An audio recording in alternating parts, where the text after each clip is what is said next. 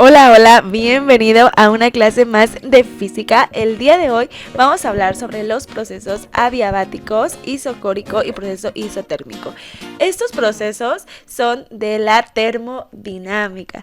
Como bien te había comentado, la termodinámica es bastante amplia y muy específica. Cada una de sus áreas, ya si hablamos de las leyes o si hablamos de sus procesos, si hablamos de termodinámica, vamos a tardarnos un buen tiempo. Entonces, toda esta parte de termodinámica la vamos a llevar poco a poquito, con calma, conceptualmente, de manera ligera, para que se entiendan los conceptos y ya, ¿va?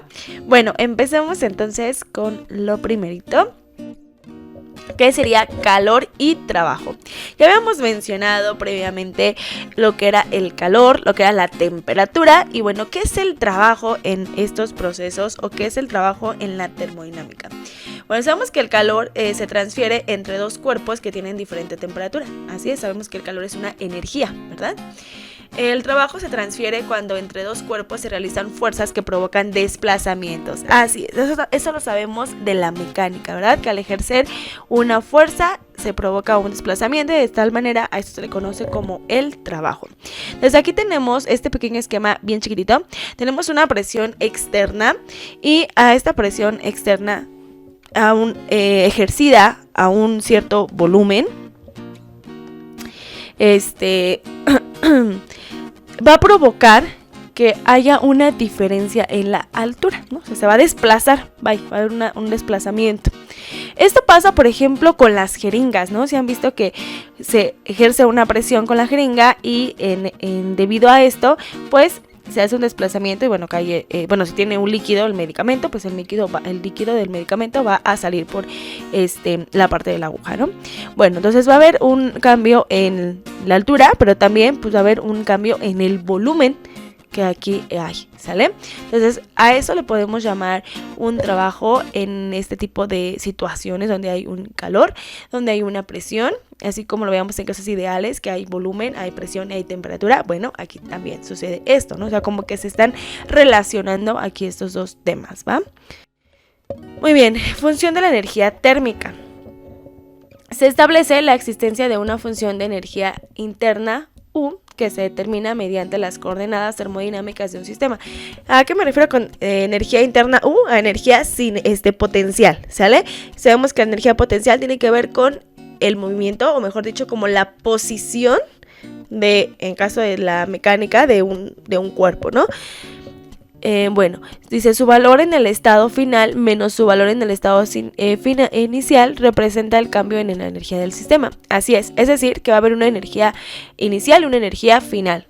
Igual, como lo sabemos en la ley de conservación de la energía mecánica, pasa lo mismo, ¿verdad? Tenemos energía cinética y potencial inicial que nos dará igual a la cinética y potencial final. Aquí mismo pasa igualito, ¿sale? O sea, no va a haber leyes diferentes o que ya no se cumplan la una para la otra. Solamente se van a seguir complementando y aplicando a otras áreas. Dice, puesto que la temperatura está relacionada con la energía interna, generalmente es cierto que un aumento o una disminución de la energía interna también origina un incremento o una reducción de la temperatura. Así es, porque dijimos que la temperatura está relacionada ¿con quién? Con el calor. El calor es el que hace este intercambio de energía, ¿verdad? Entre estos. Entonces, claro que van a estar directamente relacionadas. Si una aumenta, la otra también. Si la otra reduce, también la otra. Van a estar directamente relacionadas. Hablemos de este proceso adiabático. Dice, un proceso adiabático es aquel en que no hay intercambios de energía térmica una diferencia de calor entre un sistema y sus alrededores. Muy bien, vemos aquí en nuestro proceso adiabático tenemos un esquema. Este esquema es un esquema PV, es decir, un esquema de presión y volumen. Podemos darnos cuenta que en el proceso adiabático va a haber un trabajo térmico, de alguna manera. Entonces lo que podemos observar es que si el trabajo está aquí, vamos a darle un valor, o sea, un número, ¿no? Para que no lo sepamos entender. Vamos a decir que el trabajo tiene un valor de 5, ¿no? Por decir algo, 5. Y tengo una presión de 10. Si mi presión disminuye, bueno, mejor dicho, el volumen está disminuyendo, ya no un volumen de 5, tengo un volumen, aumenta el volumen, perdón, ya no tengo un volumen de 5, tengo un volumen de 10. ¿Qué va a pasar con la presión? La presión va a disminuir, ¿va? Entonces lo repito, si aquí tengo mi volumen de 5, le estoy dando un valor cualesquiera, tengo una presión de 10, vamos a ponerlo aquí. Con números, ¿no? Vamos a ponerle ahí los valores para que los tengas presentes, ¿no? Entonces aquí yo digo que tengo un volumen de 5 y entonces el volumen de 5 resulta que tengo una presión de 10, ¿no?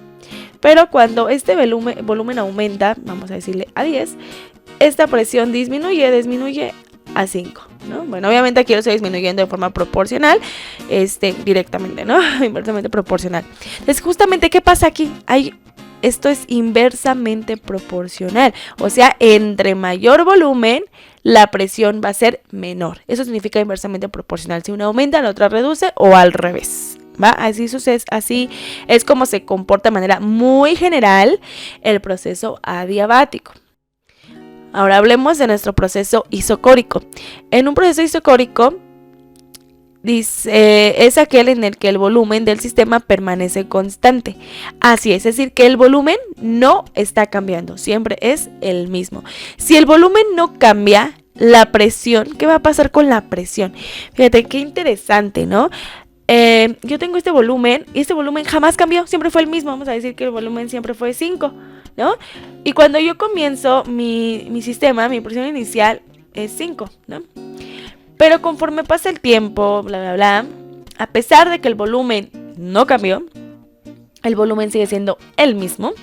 ¿Qué sucede? La presión no va a ser la misma, la presión va a aumentar, porque hay otros factores, como hablábamos, ¿no? Como la temperatura, el trabajo que se está haciendo ahí, ¿sale? Así es como se comporta o podríamos definir el proceso isocórico de manera muy general. Vamos con el siguiente proceso. Nuestro proceso isotérmico. El proceso isotérmico es aquel en el que la temperatura del sistema permanece constante.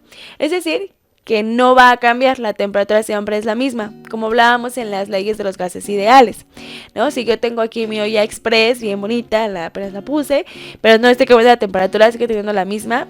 Teníamos ahí una de las leyes, ¿no? Entonces aquí va a pasar lo mismo. Dice, un proceso isotérmico es aquel en el que la temperatura del sistema permanece constante. La temperatura permanece constante, sí.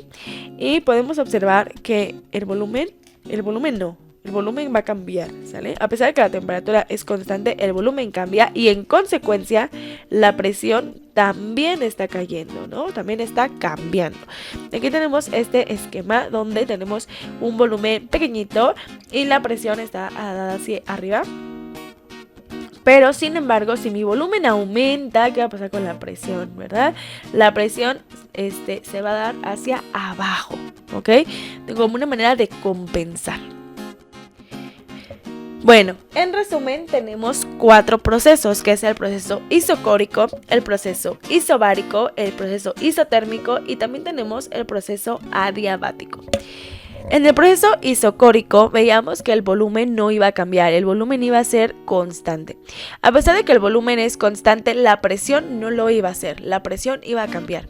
En el proceso isobárico, el volumen sí cambia, ¿no? Podemos ver que el volumen al principio y al final no es el mismo, pero la presión sí se mantiene constante a pesar de que el volumen ha cambiado.